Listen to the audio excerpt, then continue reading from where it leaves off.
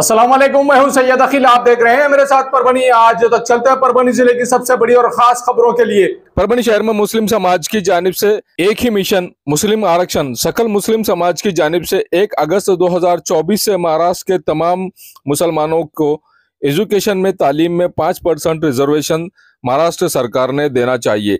इस मांग को लेकर कौम व मिल्लत के जिम्मेदार हजरात अली जनाब मौलाना जहांगीर नदवी साहब इनकी क़यादत में परभनी जिले के हर तालुके हर गांव में रहने वाले तमाम ही मुसलमान, जिसमें मर्द और ख़वातीन हजरात पठान, सैयद, खान, मोहम्मद, शेख, सिद्दीकी, फारूकी, अंसारी, पिंजारी, मुस्लिम, मेहतर, अतार, बागवान, बैलगाड़ी वाले बागवान, हाजी विक्रेता, कुरैशी, तमाम जायज़ जानवरों को हलाल करके बेचने वाले कुरैशी, भाजी विक्रेता, फल विक्रेता, भंगार विक्रेता, कूड़ा कचरा जमा करने वाले, दरगाहों में भीख मांगने वाले, दरगाहों पर और आस्थानों को संभालने वाले, कच्ची समाज में घांची और कच्ची समाज के तमाम ही लोग, इसी के साथ में खुद को मुसलमान मानने वाले तमाम ही लोग तो मुसलमान हैं, और इन तमाम लोगों को सरकार ने 5% एजुकेशन में रिजर्वेशन देना चाहिए। इस मांग को लेकर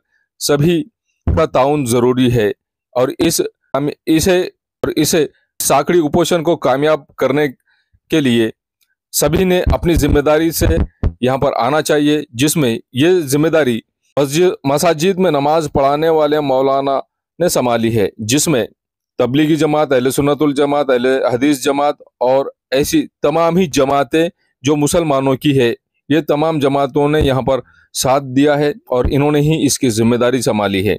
जितनी भी जमातें हैं, इन तमाम जमातों के जिम्मेदार हजरात ने जिस तरह से जवाबदारी संभाली है और इन्हीं के नेतृत्व में तमाम ही मुसलमानों ने यहाँ पर आना चाहिए और आकर अपना हिस्सा यहाँ पर लगाना चाहिए, अपना वक्त यहाँ पर लगाना चाहिए। इस साकड़ी उपोषण में शिरकत करना बहुत ज़रूरी है। आज 6 अगस्त 2024 को परभनी शहर के नगर सेवक प्रभाकर लंगोटे, उसी के साथ में शिवसेना के सैयद मुजम्मिल साहब, माजी नगर सेवक विष्णु घाड़गे साहब, विधानसभा अध्यक्ष शंकर भागवत साहब, पदवीधर जिला अध्यक्ष रामेश्वर अवरगण साहब, सोनाजी औचार साहब, अनिल पुरी साहब, सैयद अकबर अली साहब, असलम साहब, सैयद अब्दुल गफ्फार मास्टर साहब, अजमत खान साहब, नईम भाई माजी नगर सेवक, कबीर भाई, राष्ट्रवादी अजीत दादा गढ़ के तमाम नेता और पदाधिकारी, उसी के साथ में इन्होंने आकर पाठिंबा दिया और इनके साथ में पाथरी विधानसभा मतदार संघ के आमदार सुरेश रावजी वरपुड़कर साहब,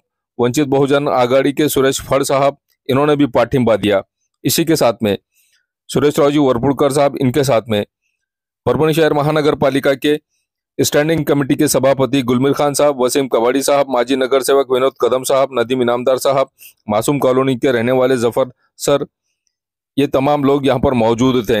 इस वक्त आइए जानते हैं किस तरह की प्रतिक्रिया इन तमाम मान्यवरों ने दी है और तमाम लोग जो मुस्लिम समाज के इस साकड़ी उपोषण को सपोर्ट कर रहे हैं।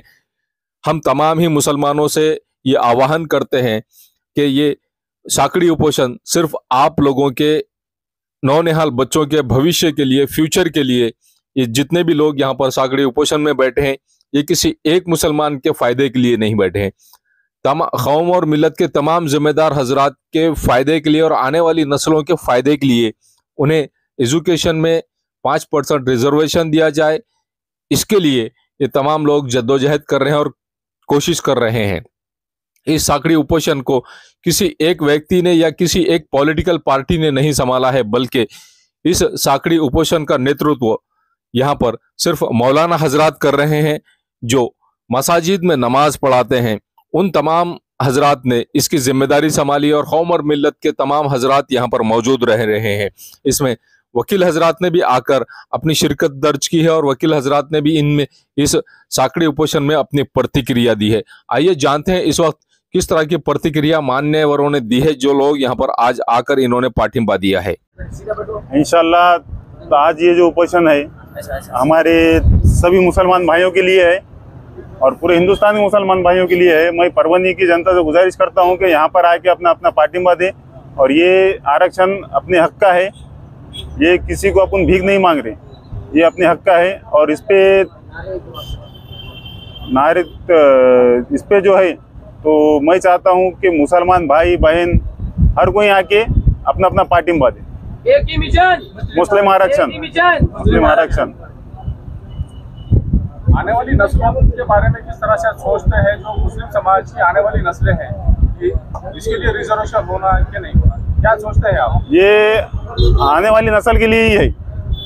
अपना क्या है, अपन तो आज हो गया सबका, सब लोग अपने अपने कारोबार से सब है, लेकिन अपनी जो नस्लें हैं उनको पढ़ा के लिखा के नौकरी पे, कोई IAS बनना चाहेंगे अपने बच्चों, कोई ना कोई बनाना चाहेंगे अपने बच्चों को, या कोई वकील बनाना चाहेंगे, या कोई PSI वगैरह, बहुत से है ऐसे जॉब जो अपने औलादों को है तो बड़े पौधे पे देखना चाहते हैं, और इसीलिए तो ये आरक्षण अपना उपोषण बैठा हुआ है। माझं असं मत आहे की मुस्लिम समाजात देखील खूप गरीब लोक आहेत, खूप होतकरू लोक आहेत, परंतु काही मार्क जास्त असताना देखील त्यांना आरक्षण नसल्यामुळं ते देखील नोकऱ्यापासून वंचित होत आहेत। मग अशा परिस्थितीत त्यांना देखील आरक्षण पाहिजे।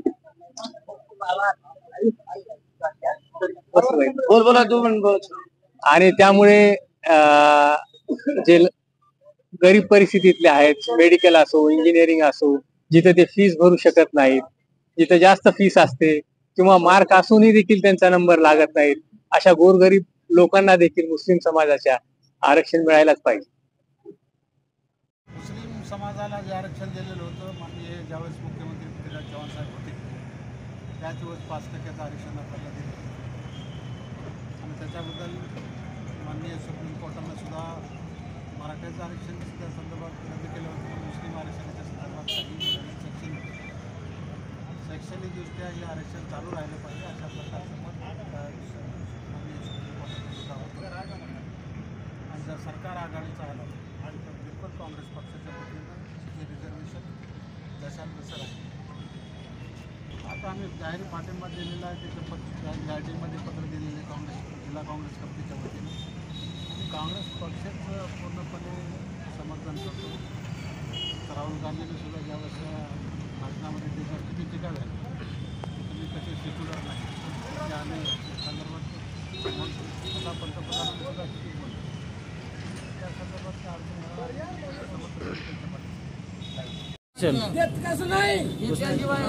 एक मिशन, एक मिशन, आरक्षण आमच्या हक्काचा, एक मिशन।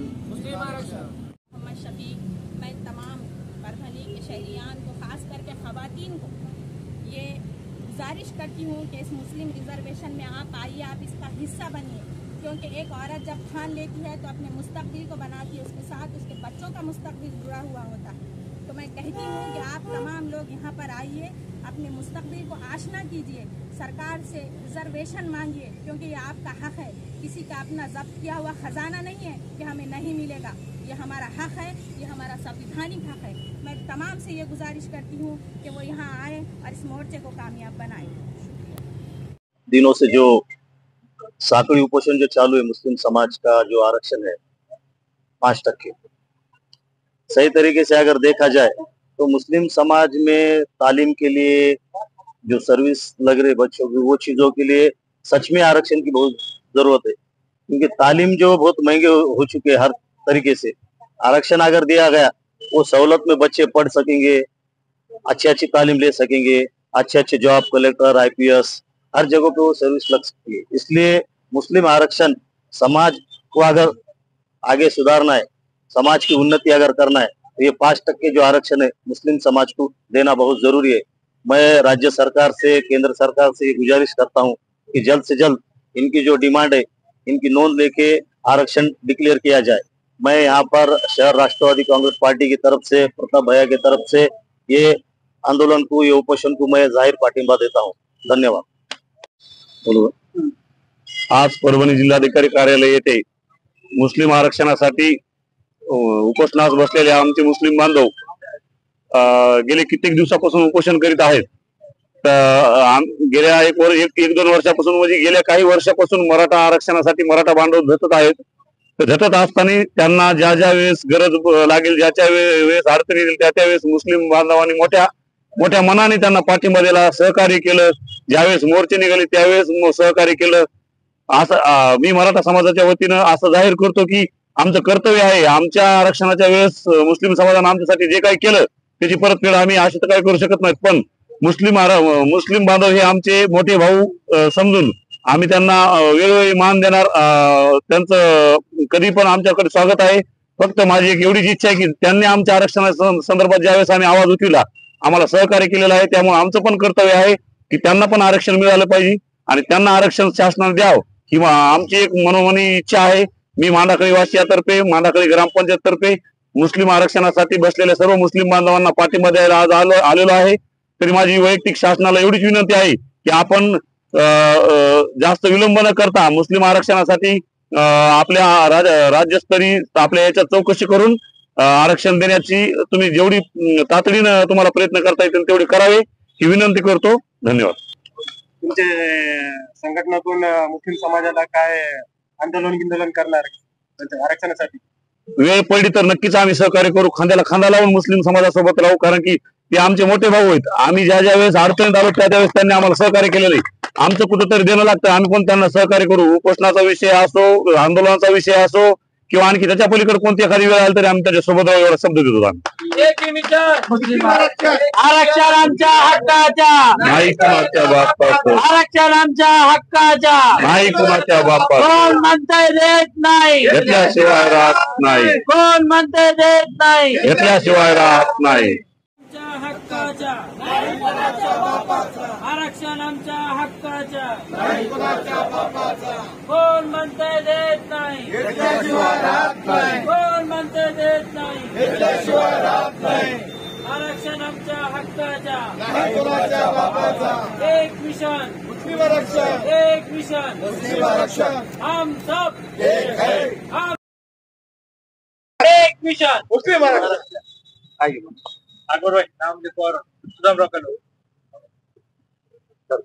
पिछले 6 दिनों से जो ये मुस्लिम आरक्षण आंदोलन चल रहा है, इसमें बहुत सारे दूर दूर शहर के लोग भी आकर इस मुस्लिम आरक्षण के बारे में मिले हैं, लेकिन प्रशासन इसके ऊपर दखल नहीं दे रहा है।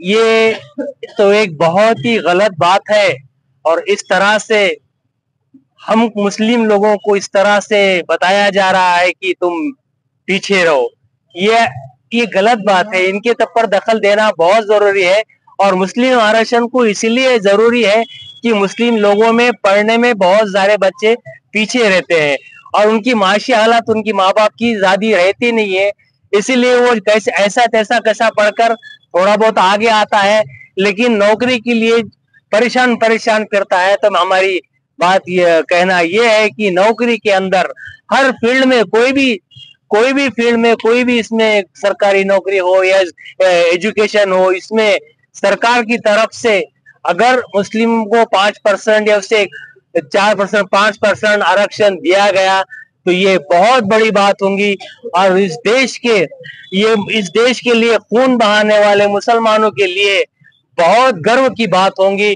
और मैं गुजारिश करता हूं कि इन बैठे जहांगीर साहब, ये जफर भाई, ये जो लोग बैठे हैं इतने दिन से उपोषण करते, ये उपोषण का दायरा और ज्यादा आगे न बढ़े और मुसीबत का सामना न करना पड़े, इसीलिए प्रशासन ने आकर इनसे बात करना चाहिए, कहीं ना कहीं कम से कम आश्वासन देकर इनको थोड़े दिन के लिए बात करना चाहिए। और आ रहे भी नहीं, उपोषण 6 दिन से चल रहा है, कोई बात भी नहीं कर रहे हैं, इसीलिए हमें बहुत बड़ी सरकार से खेद है और नाराजगी है। और सरकार से मैं गुजारिश करता हूं, पालक मंत्री यहाँ आए थे, पालक मंत्री ने आश्वासन दिए, सबसे मिले और जल्द से जल्द इस मसले का हल निकलेगा, ऐसी मैं इस सरकार से और यहाँ के प्रशासन से उम्मीद करता हूँ। धन्यवाद। ये न्यूज कवर किया हमारे परभनी आज तक के कार्यकारी संपादक बाबरुद्दीन सिद्दीकी, 24/7 माझा महाराष्ट्र न्यूज चैनल के कार्यकारी संपादक Sattar Khan Pathan, the fact today के कार्यकारी संपादक सलीम खान और जुल्फुसर, परभनी टुडे के कार्यकारी संपादक सैयद अयान, परभनी आज तक के मराठवाड़ा ब्यूरो चीफ सोहेल तांबोली, 24/7 माझा महाराष्ट्र न्यूज चैनल के मराठवाड़ा ब्यूरो चीफ फिरोज खान पठान, परभनी आज तक के जिला प्रतिनिधि सैयद मोबिन सैयद इस्माइल, परभनी आज तक के परभनी शहर प्रतिनिधि शेख सद्दाम शेख निजाम, 24/7 माझा महाराष्ट्र न्यूज चैनल के परभनी जिला प्रतिनिधि शमीम खान पठान, महबूद खान पठान और मोहन्ना खान पठान, इन्होंने मिलकर मैं हूं सैयद अखिल। आप देखते रहिए मेरे साथ परभनी आज तक। आप हमारे चैनल को सब्सक्राइब करें, सब्सक्राइब करने के बाद बेल आइकन का बटन जरूर दबाएं। उसी के साथ आप हमारे चैनल को लाइक करें, शेयर करें और कमेंट करना ना भूलें। आप हमें Facebook, Twitter, Instagram, Telegram, WhatsApp और यूट्यूब पर भी फॉलो कर सकते हैं।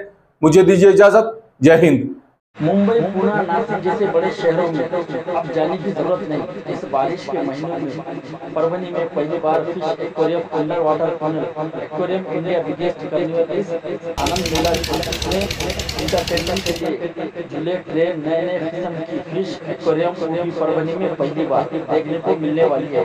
क्यों जाए दूसरे जिले में। अब कुछ दिन के लिए परभनी में बूढ़ों बच्चों के लिए, साथ ही महिलाओं के लिए भी इंतजाम। दरगाह रोड, न्यूटन ग्राउंड, ईदगाह मैदान परभनी में original aquarium, under water tunnel aquarium और साथ ही इस मेले के आयोजक अकबर खान और जिलानी भाई ये अपनी जिम्मेदारी से इस मेले में आने वालों लोगों का ख्याल खास स्टाफ की तरफ से रखा जा रहा है। अंडर वाटर टनल एक्वेरियम मेले का जायजा लिया। इस मेले में लोगों की भीड़ लगी है। साथ ही अपने परिवार, छोटे बच्चे को भी आप लोग झूले और ट्रेन में बैठकर आनंद लेते नजर आ रहे हैं। मेले में मालेगांव का स्पेशल हलवा पराठा भी जल्द मिलेगा। इस मेले में खाने से लेकर खिलौने की दुकानें भी लगाई गई है और साथ ही झूले, ट्रेन मनोरंजन के लिए इस मेले में नजर आए। आप इस मेले में नजारा देख सकते हैं। इस मेले का टाइम 4 बजे से रात 10 बजे तक चलता रहेगा। ये मेला परभनी के दरगाह रोड, न्यूटन ग्राउंड, ईदगाह मैदान में शुरू किया गया है ताकि परभनी की जनता का मनोरंजन यहीं से हो सके।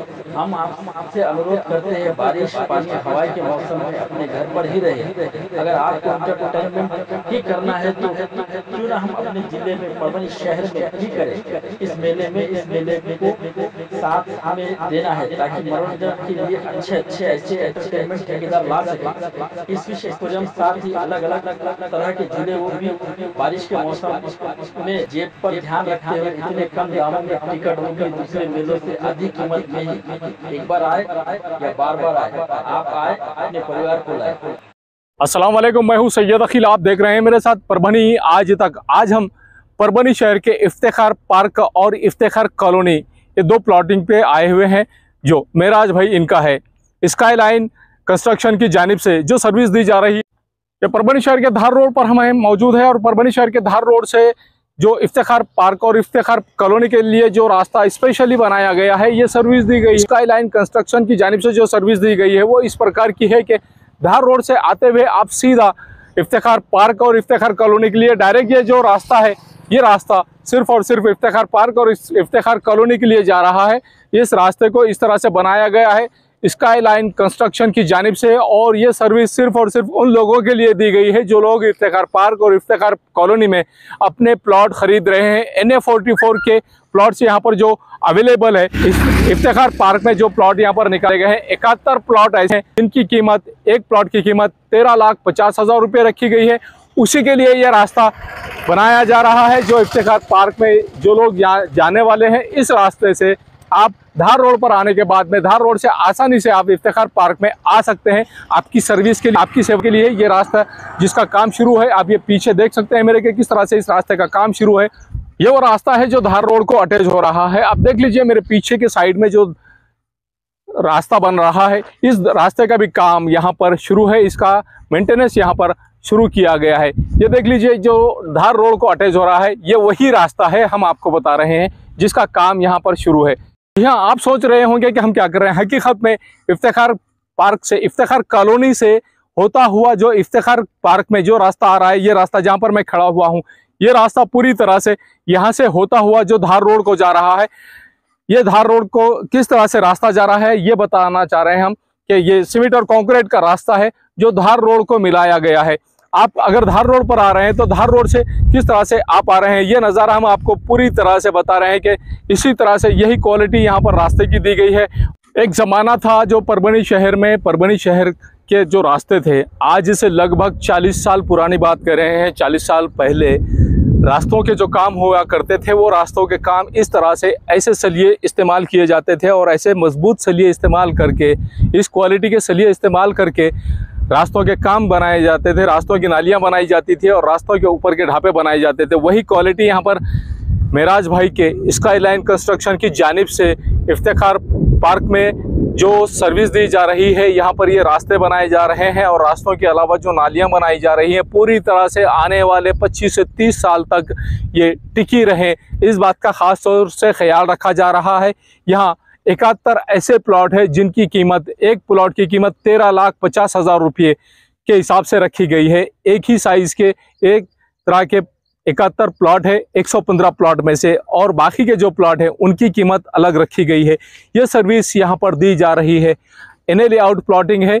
यहाँ पर पोल, इलेक्ट्रिकल पोल का इंतज़ाम किया गया है। खूबी नल के पानी का इंतज़ाम यहाँ पर इफ्तिखार पार्क में किया गया है। जिस तरह से इफ्तिखार कॉलोनी में किया गया था उसी तरह से इफ्तिखार पार्क में भी नल का इंतज़ाम किया गया है। हर घर के सामने, हर प्लॉट के सामने 2 झाड़ लगाए गए हैं और उसी के साथ में इलेक्ट्रिकल पोल लगाए गए हैं। साथ में नालियाँ भी यहाँ पर सीमेंट और कंक्रीट में बनाकर दी जा रही हैं। उसी के साथ में सीमेंट और कंक्रीट का रास्ते भी पूरी तरह से बनाकर दिए जा रहे हैं।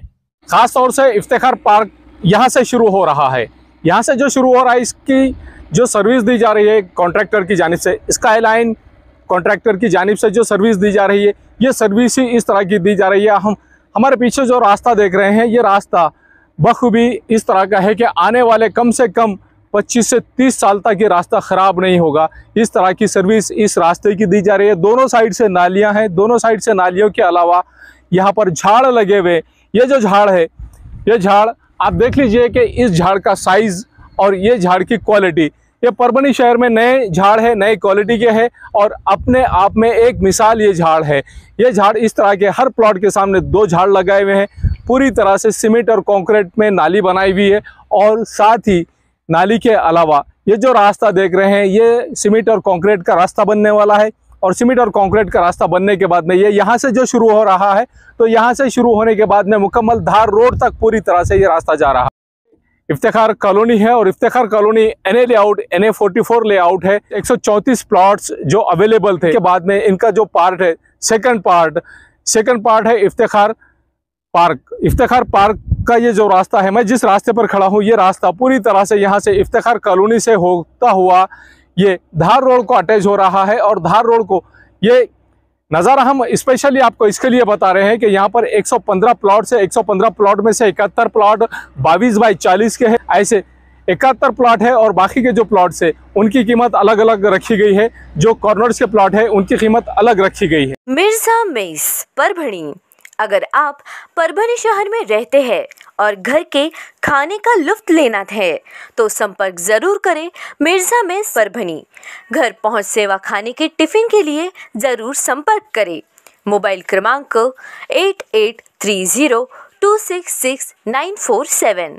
समीर टेंट हाउस, कुदरती कॉर्नर, कादराबाद प्लॉट, परभणी। हमारे पास तरह के प्रोग्राम के लिए सामान किराए पर मिलेगा। शादी, एंगेजमेंट, चिल्ला जैसे सभी प्रोग्राम के लिए संपर्क करें सैयद मुज्जमिल। मोबाइल क्रमांक 9766683126। महबूब पार्क फंक्शन हॉल, मनसब नगर, जाम पारवा गेट, दरगाह रोड, परभणी। शादी हो या एंगेजमेंट, चिल्ला हो या जुमागी, मीटिंग हो या फिर कुछ और, परभणी में तो भैया सिर्फ एक ही नाम, महबूब पार्क फंक्शन हॉल, मनसब नगर, जाम पारवा गेट, दरगाह रोड, परभणी। बुकिंग शुरू है। Mobile number 9960569383, 8421903333। इसके साथ ही 9822829035। हाजी महबूब अंसारी। याद रहे, आप हर तरह के प्रोग्राम हमारे फंक्शन हॉल में मनाएं। आज ही अपने प्रोग्राम की बुकिंग करें। क्वालिटी की तलाश यहाँ खत्म। King of belts, Shaniwar Bazaar के पास, Nanalpeth corner, Parbhani. Ladies purse, school bag, original leather belt, कमर belt, wallet, body spray, perfume और भी बहुत कुछ। एक बार जरूर आए। King of belt, Shaniwar Bazaar, Nanalpeth corner, Parbhani. SBS English speaking classes, Masoom colony, Dargah road, Parbhani. अगर आप घर बैठे इंग्लिश में बात करना सीखना है तो आज ही कांटेक्ट करें SBS English speaking classes. Mobile number 9823797828।